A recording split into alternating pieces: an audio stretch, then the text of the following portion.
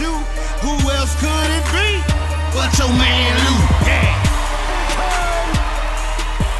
And overtime. Who else could it be but me, your man, Louie T? Welcome to Monday Night Football Overtime. 49ers, Packers, a rivalry that we didn't think would be rekindled tonight of all nights. Not with CJ Beathard at quarterback leading the San Francisco 49ers, the 1-4 San Francisco 49ers, into battle versus the 2-2-1 led Aaron Rodgers Green Bay Packers football team. Yet, what we got was another classic on Monday night. We've had some really good primetime games, let me say. We kill the schedule makers when we get duds. And we've had years where we've gotten straight trash on primetime television, especially Monday night, where you can't run from it. You know, at least the Sunday night guys can flex it out. They can flex it out. Clean up some of the garbage that was unforeseen when the schedule came out. Injuries that may have impacted the schedule. Monday night guys can't run from it. They got to take them as they come. If it's garbage, they got to suck it up. So we thought tonight would be trash. At least I did. I can't speak for you guys. Thought tonight would be trash. But it wasn't. I just want to start with a tweet that I got tonight. At 10:42 p.m., so if you're keeping track, 10:42, at that moment, the Packers were down 30-23. They had just failed on a 4th down conversion. 7 minutes left in the game. And only 2 timeouts. My man at Squints619, who is playing in my survivor pool, he tweeted me the following. At In the Lab Room, which is moi, our survivor pick is in danger. And he's got the nervous emoji at the end. I calmly tweeted back to him, I'm not worried, with a bunch of laughing emojis. They were down 7. With 2 timeouts, they had just turned over the ball on downs. All the 49ers essentially needed was 2 first downs, and the game would have promptly been ended with a San Francisco 49ers win. I've been living dangerously, okay, in the survivor pool this year. I had the Panthers need a 63-yard Graham Gano field goal to get me through 2 weeks ago. This week, I need a Batman performance for the ages to bring me back and not even take me to, I was just looking for overtime, man. Just like the show says, Monday Night Football overtime. I was just looking for overtime because I knew the 49ers weren't going to win in overtime, man. The bad man said, no, I got a hurt knee in a bye week that is calling my name. I don't have time for an extra frame. Let's get this over with in 4 quarters, man. Give me back the football. Hey, Kevin King, go get me a pick. Give me the football back. Let's end this thing right now. So I, with the utmost confidence, tweeted back my man Squints. I'm not worried. He was nervous. I was not. Why, you ask? Why, you ask? Usually I tell people who ask me dumb questions, don't ask me questions you already know the answers to. Don't ask me retardville USA questions. But for those of you who aren't well versed in the school of the bad man, I was not worried because AR-12 was on my side. That's right, the bad man had come to collect. For 4 quarters, for 3 3/4 quarters, the San Francisco 49ers had essentially taken out a loan in this game. And they thought that they were going to get away that the bad man wasn't going to come and collect what was his. They were borrowing a W for 3 3/4 quarters. And the bad man says, I need my W back with interest. And the 49ers said, how about I hit you with that next week? And the bad man says, how about you hit me with my dub right now? Not now, like right now. I need it. Got the Patriots coming up. Got the Rams coming up after the bye. I need my dub now. Can't have it a couple of weeks from today. I need it now. So he went and got what was his. If you ever thought the 49ers were going to win this game, at any point, you haven't watched enough football in the last 7 years. You haven't watched enough. Not 1 second in this game did I ever think the 49ers were going to win. As a matter of fact, I was rooting for the 49ers to score points in the first half because I needed to win the pick'em pool, which I did. So I was rooting for points early on. And then after they got me to where I needed to be, I said, okay, Aaron, I'm giving you the green light. Take these guys out. And Aaron said, not so fast. It's not as easy as it used to be. I got a hurt knee, bruh. So I can't do some of the things you're accustomed to seeing me do. So this may take a little bit more work on my part. And oh, by the way, I don't play defense. Go talk to those guys and tell them to stop giving up 7 a pop on the ground and stop allowing CJ Beathard to kill these guys through the air with Mr. Goodwin. If you want me to do my job, they got to do it first. I said, okay, I'll go talk to the defense. So I had a conversation with the defense, and they said, look, man, I don't know what you think this is, but we're young on defense. We're still trying to figure things out. Just sit down and shut up. And if we give him the chance to do what he does best, then he'll get the chance to do what he does best. If we can't, I'm sorry, you shouldn't have picked us to win. I said, fair enough. I can't complain. It's a 1-4 49ers team. I expect you at some point to put pressure on them, to make them feel like they have to make plays, and that's when they'll start to fold. That's what 1-4 teams do. There's a reason why CJ Beathard and the San Francisco 49ers are 1-5 now. They don't know how to win these games. They had a chance just like this, on the road, just like this, versus the Chargers 2 weeks ago, just like this, and they lost. Why? Because they don't know how to win games just like this. So I was never worried. But if you're a Packers fan, you should be worried. Why? Because you got the Rams coming up. Because you got the Patriots coming up. And a performance like this won't get the job done. I'm sorry. Next week or 2 weeks from now, you've got the Rams. They're not the Bears. They're not the Niners. There won't be some dramatic come from behind Batman appearance to pull you out of the depths of a loss. Either you're going to play good enough to beat an undefeated Rams team who I think by the time you get to them, they'll still be undefeated. Why? Because in week number 7, they play none other than, you guessed it, the San Francisco 49ers. So I'll assume that they'll take care of some family business, be 7-0 when you get to them. And if you play like this, they'll promptly dispose of Aaron Rodgers and the Green Bay Packers. However, you got a week to allow some of your wounds to heal, get some players back. You were without Randall Corn on the Cobb. You were without some of your guys that you rely on. All right, Geronimo Allison, a lot of guys out.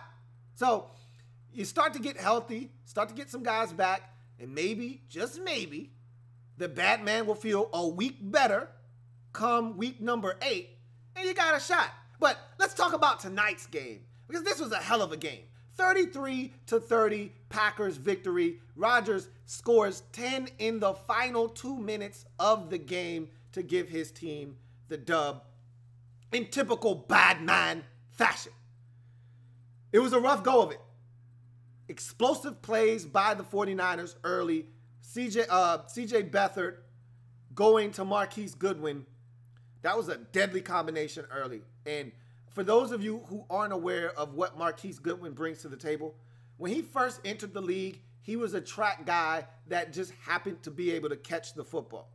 Now he's turned into a wide receiver that happens to have track speed. There's a big difference, a huge difference. Okay, he's a different football player. Similar to Tyreek Hill. When he first got in the league, he was a return guy with world-class speed that just happens to play football. Now he's actually a wide receiver with world-class speed. Big difference. And so Marquise Goodwin, his only problem, go ask the Buffalo Bills. The only problem with Marquise Goodwin, and I was talking to J. Cam, man, and he said, man, there's so many Bills playing well elsewhere. Add Marquise Goodwin to the list. If you ask the Bills, they'll tell you the only problem with Marquise Goodwin, he can't stay healthy. When he stays healthy, he's dangerous. He's a problem. You saw that early in this game. And I'll tell anybody that'll listen. I've been saying this for years. 4 years I've been saying this. Kyle Shanahan is one of the most intelligent offensive minds in football. Okay? He's an ex-family member. I already told you what this man did for us in the nation's capital. He took Robert Griffin III and made this man the Rookie of the Year. Listen to what I'm saying to you. He took Matt Schaub and made him an MVP candidate. Listen to what I'm saying to you. Kyle Shanahan went to Cleveland and had those boys in a position to try to win the division. Listen to what I'm saying to you, man. Kyle Shanahan took Matt Ryan and made him an MVP candidate, won him an MVP, and took those boys to the Super Bowl. Listen to what I'm saying to you, man. Matt, look. Listen, are you listening? I told you the same thing about Sean McVay. Listen closely. Kyle Shanahan took CJ Beathard and had him within 2 minutes of winning on the road in Green Bay. Had him within 5 minutes of winning on the road versus Phillip Rivers. With CJ Beathard, listen to what I'm saying to you. With the likes of Rashard Mostert at running back. Their second-round pick, Dante Pettis, hurt. Their starting quarterback, Jimmy G, hurt. Their starting running back, don't tell nobody about the secret weapon known as Jerick McKinnon, hurt. In that Chargers game, Pierre Garçon, hurt. He's doing it with the likes of George. Talking about Curious. Talking about Curious. Talking about Serious. Serious George. George Kittle. Y'all better listen to me. I told you on the podcast. Y'all better stop sleeping on George Kittle. Wake your ass up. Wake up, wake up, wake up. It's George Kittle. Wake up, it's George Kittle. Man is a baller. He's doing it with George Kittle. Marquise Goodwin, when healthy. And whomever is at running back. Matt Breida. Raheem Mostert. Whoever the hell is that running back. So, he's doing it with a collection of stuff, is essentially what I'm trying to say to you. Richie James, guys that you draft in the 6th, 7th round. Richie James. All kinds of guys. Just throwing randoms out there. Trent Taylor, the slot guy, he's been banged up. He's doing it with odd parts that you just don't expect to get this kind of production out of. But you know why I'm not surprised? You know why I thought that they could score tonight and have a shot? I knew they weren't going to win because they're the 49ers. But you know why I thought because of Kyle Shanahan. Nobody else. Nothing else. Just Kyle. Off the strength of Kyle Shanahan, I knew they had a shot to score some points tonight. The Packers defensively aren't world beaters. I knew they had a shot. But at the end of the day, bad teams are bad teams for a reason. They don't know how to win. There's an art to winning. It's a skill. Really, it's more of a skill than an art. Okay? Usually, art is something that you were born. It's innate. It's something that you have. A skill is something that you can sharpen, you can get better at. You can acquire over time. You can get better at it. Winning is a skill that the bad teams haven't yet mastered. And it's hard to master winning because in order to master winning, you got to win. It's like something that I used to tell my nephews about how I came up in the game. When I was a young pup trying to find a job, when you're 16, 17, in the hustle and bustle of trying to get into the workforce, you try to avoid starting at the bottom. You know, and look, there's nothing wrong with flipping burgers, you know what I mean? Taking orders, delivering pizzas, whatever you got to do to make ends meet. But I was trying to avoid that. You know, I was trying to go get the nice paying job, the one that paid me like $10. And, you know, this is back in the days when minimum wage was like $6.15, $6.75, $5.75, okay? This is back in the days when people were broke, right? So I was trying to get me one of them $10 jobs. But you know what everybody kept telling me? Man, this is a nice resume, but where's the experience? You don't have enough experience. How the hell am I supposed to get experience if you won't give it to me? It's the same thing you could say about teams that don't know how to win.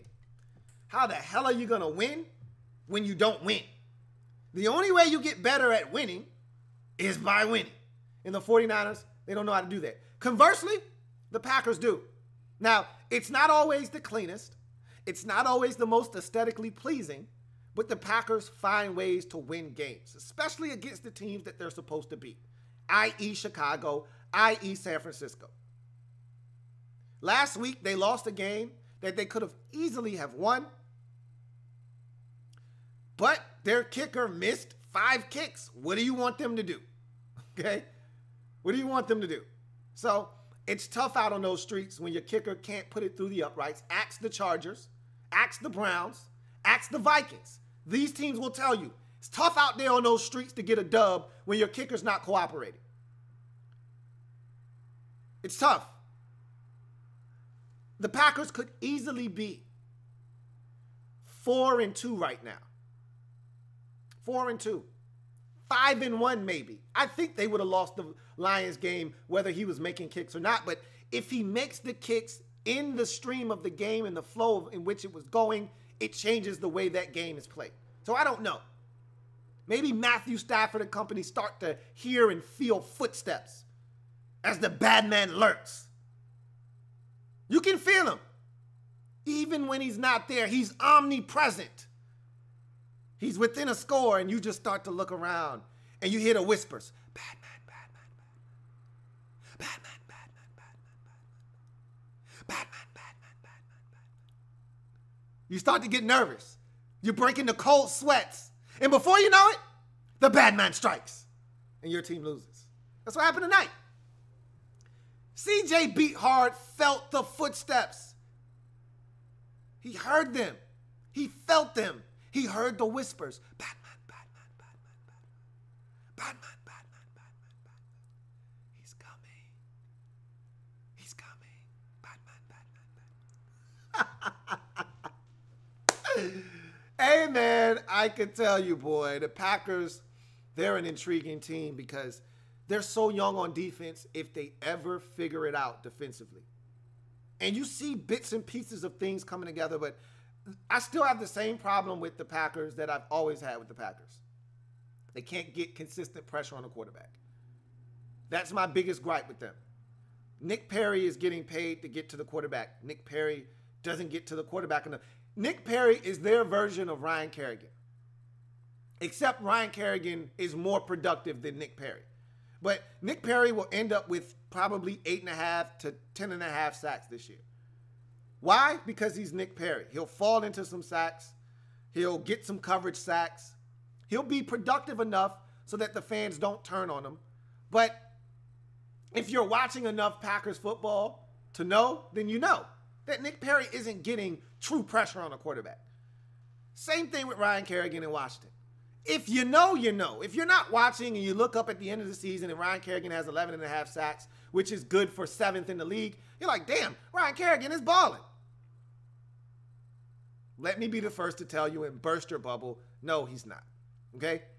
He's a nice football player. He's not a difference maker.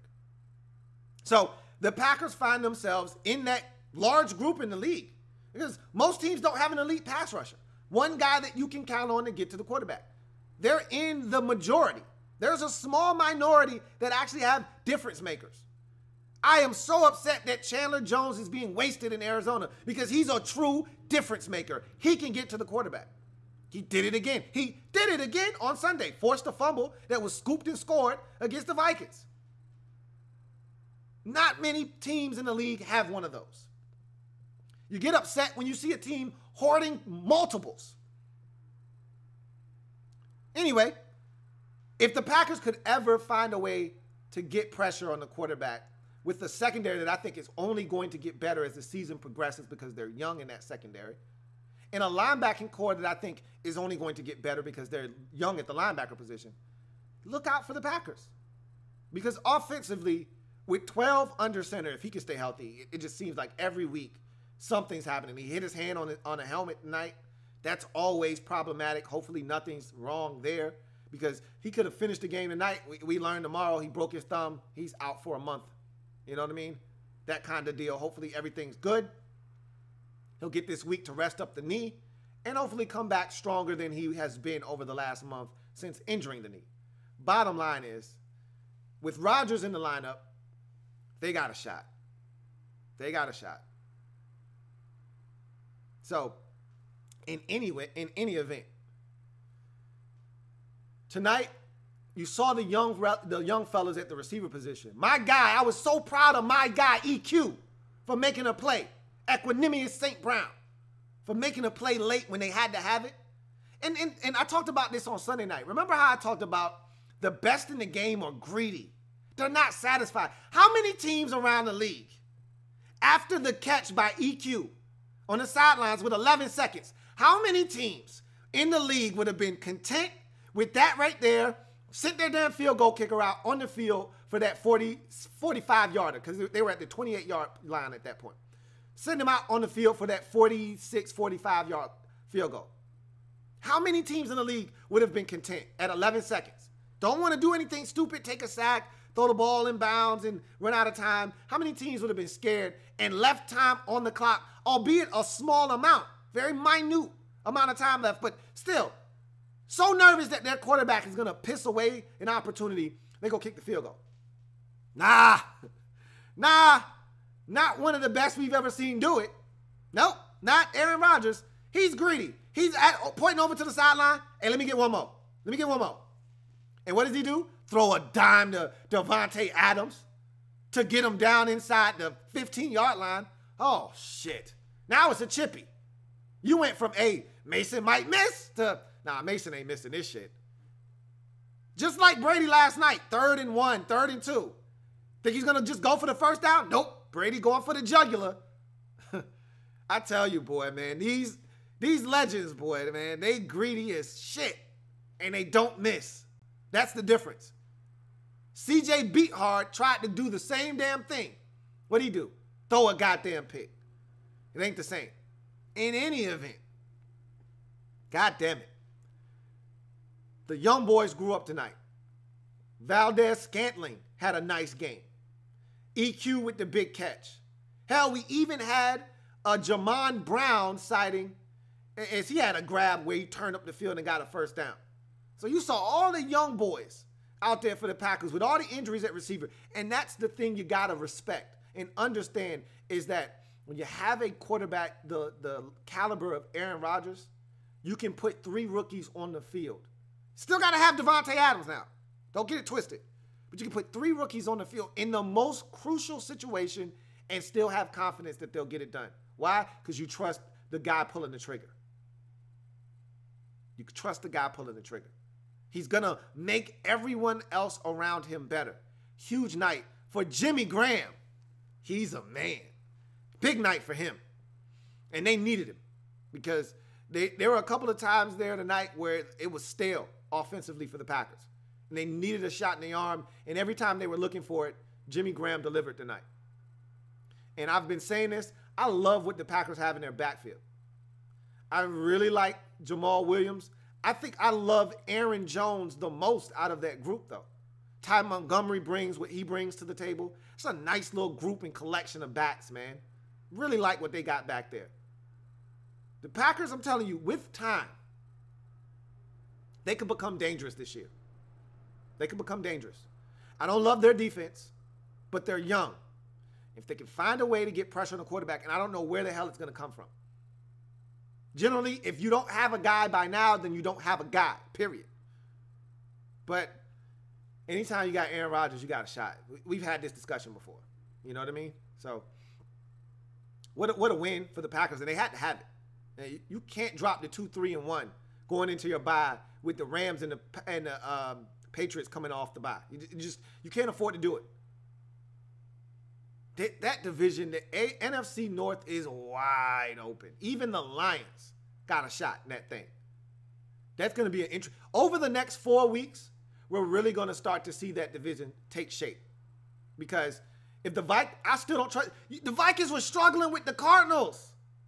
It was 10-10 midway through the second quarter, into the third quarter. They were struggling, man. They were struggling. And that offensive line, not going to get better. They're not going to fix that this year. That is trash. All right? Their offensive line is trash. They just found a run game. I don't even know if that run game is even complete. They pulled that shit out of the lost and found. I didn't even know Latavius Murray was still playing ball. They pulled their run game out of the lost and found. We'll see if they still have it next week, or did they lose it again? We 5 weeks into the season, going into 6 weeks, and they hadn't even gotten a rushing touchdown. So I don't trust the Vikings yet. Obviously, the Packers are still tripping, right? I mean, you can't feel confident with what you saw tonight. Only thing you trust in is the bad man. And then, of course, you saw the Bears spoil a golden opportunity to go to 4-1 and stay atop this division and prove that they were serious. But unfortunately enough for them, they couldn't get stops when it was necessary.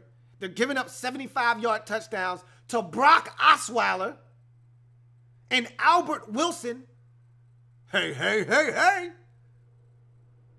Where they do that at? Then Cody Parkey misses a field goal to win the game in overtime. Well, then take this L, man. Matter of fact, hold it. Take this L, hold it. You don't want to win. Take this L. Shit is wide open in the North.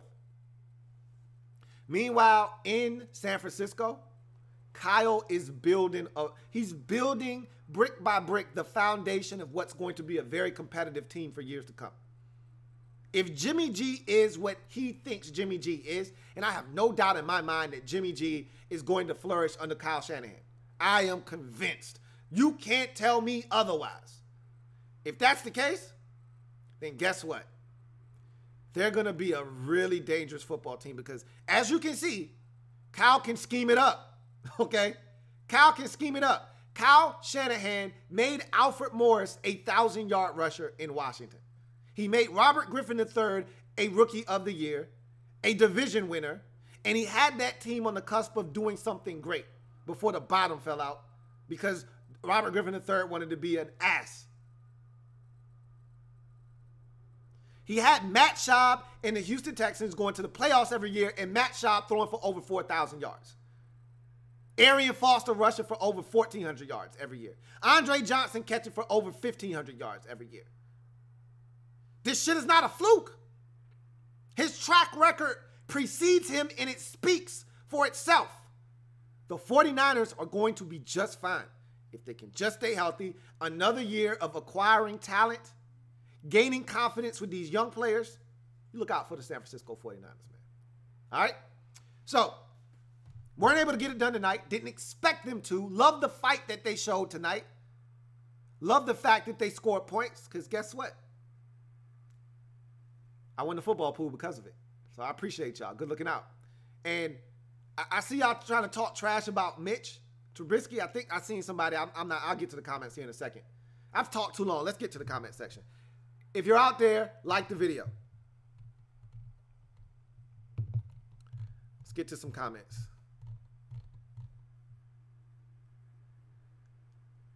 Atlas says rigged. There's nothing rigged about this, bro. Nothing rigged. The 49ers had every opportunity to win this game. Every opportunity. They just didn't know how to do it. Reese says, Lou, that back shoulder fade to Equanimous St. Brown was majestic, a thing of beauty. It's why the bad man is who we say he is. Those types of throws. How about the touchdown to tie the game up to Devontae Adams off your back foot with pressure in your face? Come on, man. Come on. Stop. No, seriously, stop. Derek B says, the Niners learned a hard lesson in mental toughness. Every mistake they made tonight was deadly and allowed the bad man to rip out their hearts. Again, that's the growing pains of a young team. And you're right. Their mental toughness was tested tonight. And they will grow from this and they'll be a better team because of it. It hurts and it stinks and it sucks that you have to take these kinds of L's in order to learn the lessons that will help you grow as a football team. But these are a necessary evil. They are a part of the growing process, and they have to take these, unfortunately enough. RG3 hashtag says, man, Mason Crosby had to bounce back from that Lion game. He missed like 5 field goals, something crazy like that. Exactly. 4 field goals and an extra point. So you knew it was time. It was time for him. He was due, and he stepped up big time tonight. J. Camman says, another great time ruined by the refs at the end with that call on Dick Sherman. While it was the correct call, it happens all game. Don't choose to call it at the end. Let them play. I hear you, bruh. You know, and you're right. Those plays happen all the time. I thought on the 4th down throw to Valdez-Scantling, I thought it was way more contact than what we saw there, and they decided not to call it. So it's like you said, it's a matter of preference. They decide when and where they want to throw the hanky, and that was one of those times they wanted to throw it. So it is what it is. Smith says, MVS a starter the rest of the season. I think he is a starter. I like him. I like Valdez-Scantling. And I think that he may not be a starter. I think they still trust Allison when he comes back. But I can tell you this much.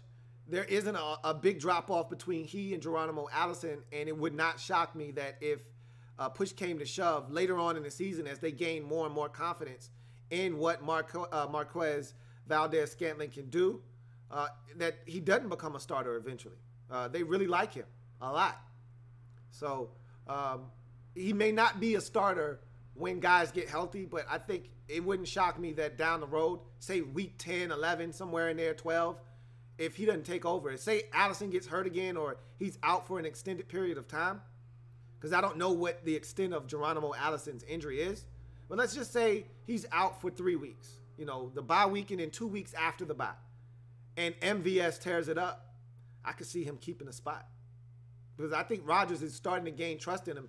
And even some of the mistakes you saw him make tonight, it's all a part of the process. That gains even more trust in Rodgers. You know, you make plays at big times in the game, and we saw all of those young guys step up and make catches tonight. You're gaining more and more trust with Aaron Rodgers. Believers Talk says, thought it would be Monday Night Football overtime, after overtime, but Rodgers did his thing. Hope all is well. It is, man. Likewise with you and your program and the fam as well. Jay Camman says, CJ beat hard in primetime isn't as bad as we thought. Facts.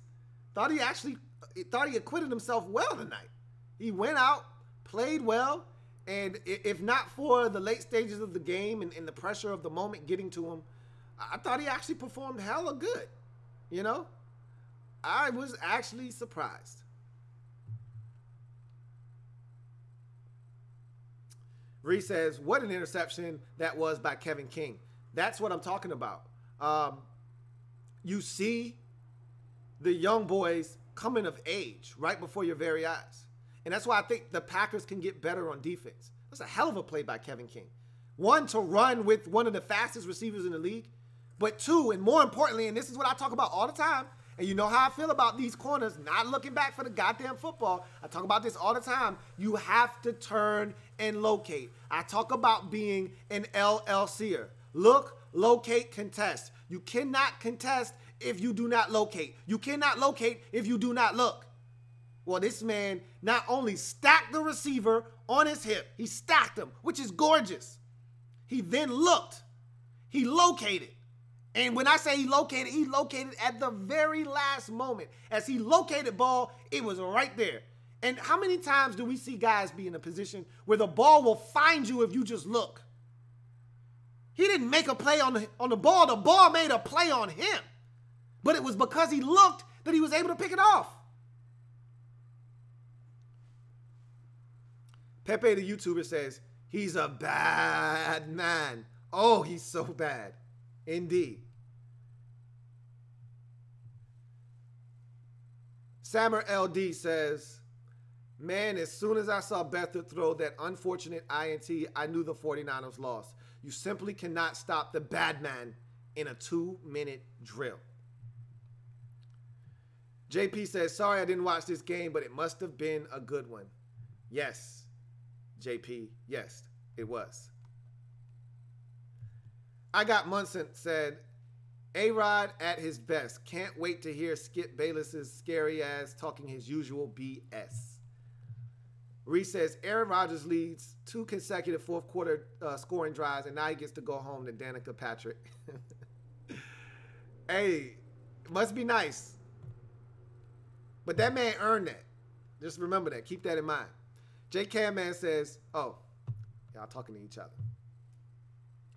I Got Munson says, didn't realize the Green Bay defense was this damn bad. I knew Beat Hard was underrated, but this was very worrisome for Green Bay fans. Look, man,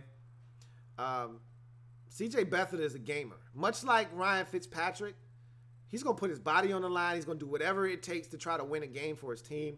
His teammates love him. He's the kind of guy that endears himself to his teammates because of the effort that he gives. And that's why Kyle Shanahan drafted him and loves this guy as a backup. And he'll be a guy that follows Kyle Shanahan wherever he goes. If Kyle Shanahan, let's say Kyle gets fired in 5 years, which I doubt, because I see him staying in San Francisco for a very long time. But let's say Kyle were to get fired and he ended up getting an offensive coordinator job somewhere, C.J. Beathard wouldn't be too far behind. I'm telling you that right now. He's the kind of guy that's going to stick in this league for quite some time because he's tough. He'll do whatever it takes. And he's not that damn bad. He's not great. He's not a starter. But like I said, I like my backup quarterbacks to come in and do something. Whether you're throwing picks and you give the other team a chance to win or you're throwing touchdowns, just do something. I don't want an indifferent backup quarterback. Come in and do something to affect the game. Good or bad, do something.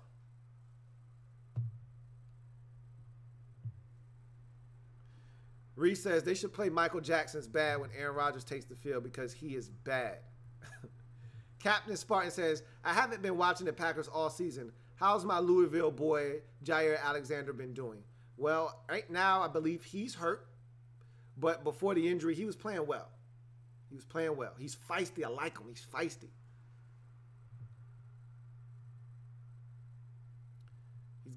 Look, he can be over-aggressive at times. And when you're over-aggressive and you believe in your abilities, that can lead to you getting beat.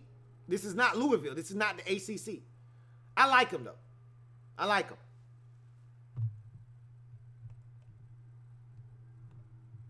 Black LB says, I don't want to hear no more about Adam Thielen is the best wide receiver in the league. Black or white, hands down, the man catches everything. He's the new age Larry Fitz, dog. Adam Thielen's a beast. Love Adam Thielen. But let's not get carried away. He's not the best receiver in the league. He's up there, okay? You can't run off 5 names before you get to Adam Thielen in this league. But let's not automatically throw him at the top. Let's not do that, okay? He's good.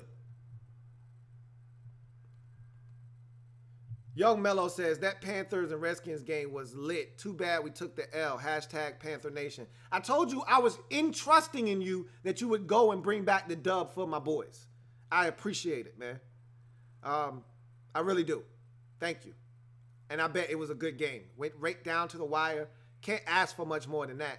And it sounded like it was about a 50-50 split in terms of Panthers and Redskins fans. And being that the two teams are in such close proximity to one another, because a lot of people don't know this, but a lot of Panthers fans used to be Redskins fans because there wasn't a team in Carolina. So the closest team to all of those people in Carolina were the Washington Redskins. So a lot of those Panthers fans are converts from Redskins fans. So it was a packed house with a lot of Panthers fans, but deep down inside, they still had the love and admiration of the Redskins. So that was a fun game. Captain Spartan says, low-key, Utah State has been producing some good inside linebackers with Kyler Fackrell and Bobby Wagner. Yeah, Utah State's been producing some good football players in general. You know, don't sleep on Utah State. J. Camman says, the club seats at Lambeau had the Brewers game on tonight.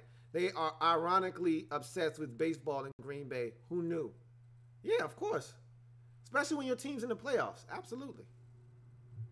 Nick Riley says the Packers gave the goddamn 49ers every chance to win the game. 2 goddamn terrible turnovers. Indeed, bruh. Indeed. Syndico says, yeah, Green Bay is down here in the lobby with the rest of us. Not in the basement. Not in the penthouse either.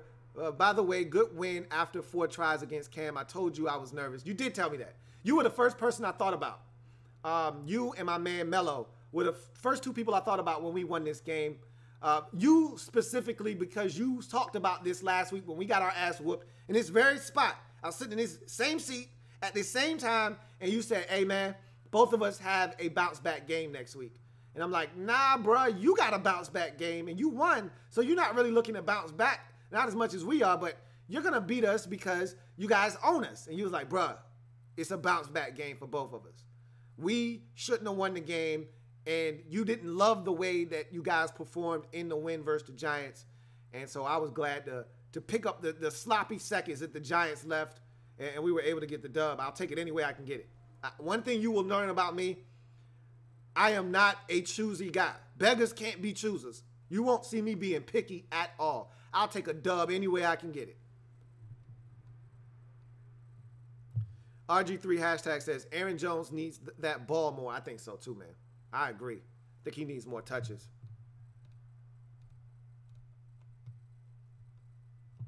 Terrence Leach says, when the bad man is lurking, it's scary.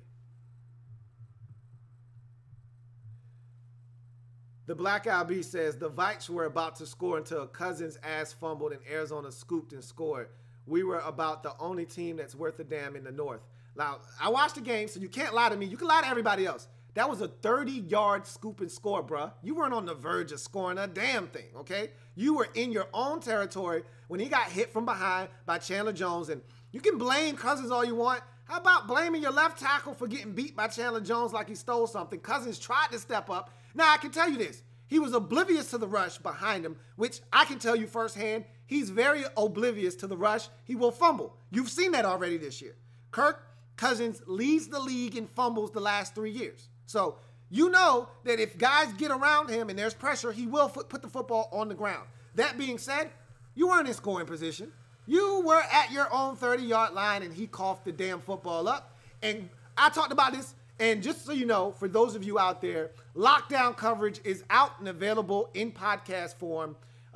Week number 6 action. I broke all of it down, had a chance to watch every game, and it was some good games this week. So that's up on iTunes, Stitcher, Google Music Play, of course, on the website, LouieTNetwork.net. So check that out. But lockdown coverage for week 6, breakdown of all the games from week 6, up on the site and available on all of those different platforms. That being said, you weren't about to score.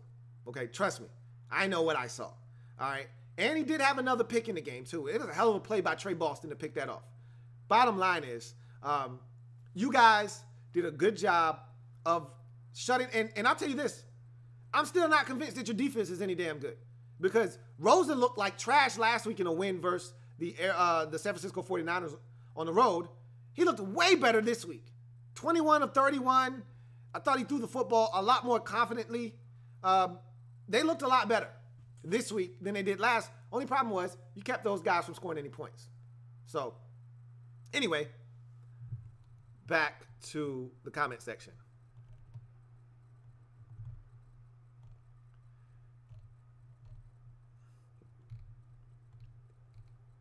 JP says, should the 49ers go get a quarterback to replace Jimmy G for the rest of the year, or are they fine with Beathard? They're fine. You don't want to give up. When you're a young team looking to build it the right way, you don't give up draft capital to replace a player that you fully expect to come back healthy and be your starter the following year. It's not like the 49ers were in similar. Look at it this way. You remember when the Vikings traded for Sam Bradford? You remember why they traded a first-round pick for Sam Bradford? Because they were in a position that they felt like if Teddy Bridgewater didn't get hurt, we can win the Super Bowl this year. They felt good about their team. That's when you make a move when your quarterback goes down. Because you feel like if we got the right guy, we got a chance to win. The 49ers aren't winning anything this year, so why would you go get a quarterback? There's no reason to. You ride out the season with C.J. Beathard, and you keep it moving. And next year, Jimmy G comes back, and you ride Jimmy G, and you keep all of your assets. You continue to build this team with a young nucleus, and you get better. Larry G's the best says, 49ers screw up. They should have ran all the time out because I would have not even left 5 seconds on the board to put the ball back into Aaron Rodgers' hands. Bottom line is, they wanted to win the game themselves. All right? Game was tied at 30. They had the ball at around midfield after the personal. That was a dumb penalty. And that guy, just like they talked about on the broadcast, I watched the game last week versus the Lions. He makes a great play on 3rd down. Nice diving play to stop a pass from being completed. They got a punt, and the Packers are just starting to build momentum. I think they've gotten it within 1 score. If not 1 score, it's within 2 scores, but it's within striking distance, and there's enough time for the bad man to be a bad man. Instead, he gets up, he stands over the dude after he makes a play, talks his shit, and picks up a unsportsmanlike conduct penalty. You dumbass. He did it again this week, pushing the guy when he was already pretty much going out of bounds. So, those kind of penalties generally get you beat.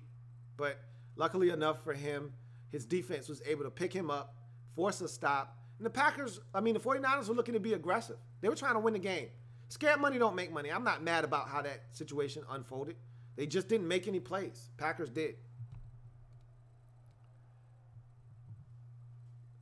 I thought about you when I saw Mike Smith was shown the door today. The first person I thought about was you. You've been crying. You wanted this man gone, and finally he's gone, and we'll see if it makes a difference in Tampa. RG3 hashtag says, NFC North going to be up to the Bears and the Packers. We'll see about that.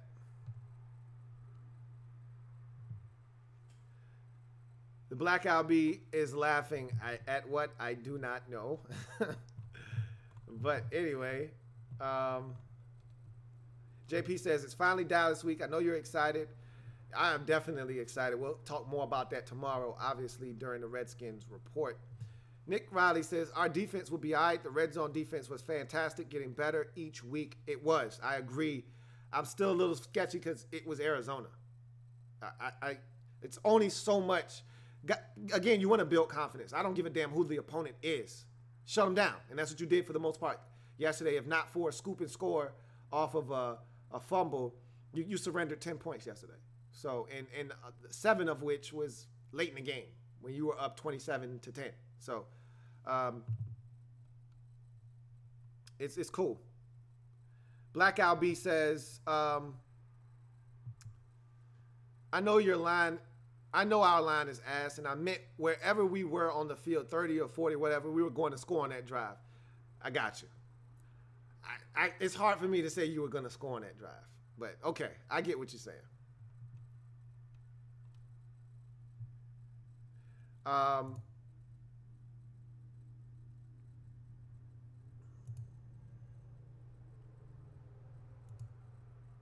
So, Terrence Leach says,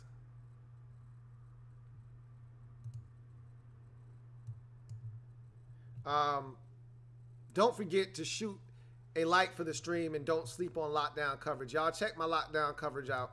Broke down all the games, and I feel good about it. Lockdown coverage is out, and check it out. And JP, I'm glad you brought this up. Let me go ahead and hit this real quick. JP says, did you hear about Seahawks and Trailblazers owner Paul Allen died today? Yeah, let me just go ahead and hit that real quick, man. I didn't even know the man was sick. I know he had cancer. It had went into remission. It came back, and yikes. Damn. You know, damn cancer, man. Cancer's a sumbitch. Can't stand cancer. In any event, obviously prayers go out to the Allen family, and you feel bad. He was a young dude. He was 65. Like, that's way too young to be dying.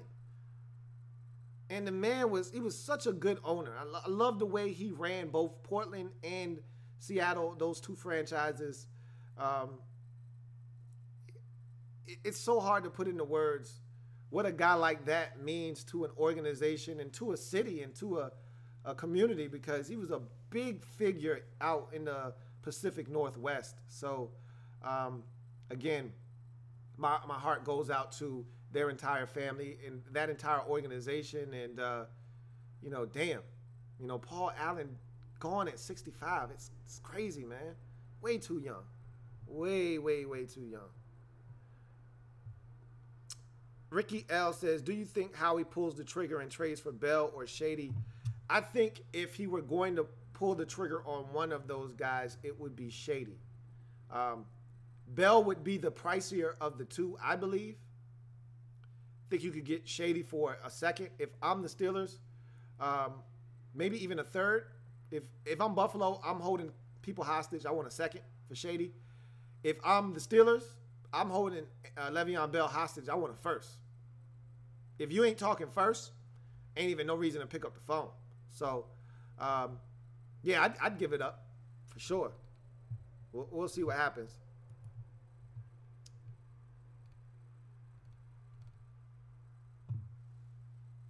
But in any event, that's going to do it for our telecast tonight, man. Wow. Wow, wow, wow. Packers, 33. Niners, 30. The bad man strikes again. And if you didn't see this one coming, bruh, really? You haven't been watching enough football. Saw this one coming a mile away. So, Packers get the win. They go into their bye week at 3-2-1, right within striking distance of the lead in the NFC North. Meanwhile, the San Francisco 49ers is rough. They're 1-5. You know, same thing with Indianapolis. Could easily be 500 at 3-3 right now, but they don't know how to win games. And this is what happens. And so they're 1-5 now on the season as they go home to take on the Los Angeles Rams. Nick Riley says, man, my squad can't have nice things, Lou. Mike Hughes going down with an ACL injury. Same spot on the field as Dalvin last year. Damn. Yikes. I didn't know he got injured. It's rough out there on those streets, man, but that's why you draft and have the kind of depth that you have at the cornerback position. You were one of the deeper teams at cornerback. He was really a luxury pick in the first round. So it is what it is. Bottom line is, you know, what can you do? All you can do is next man up, see if you can't get the job done. But in any event, make sure you like the video, subscribe to the Louie T Network if you haven't already done so. Check out the podcast. Check out lockdown coverage, all of that stuff available on the site, available on iTunes, Stitcher, and on Google Music Play. And, of course, the website, LouieTNetwork.net. I'm your man, Louie T, signing off. I'll see you guys next time. Have a good one. Packers and the bad man. Get it done. 33-30 on Monday Night Football. Louie T Network.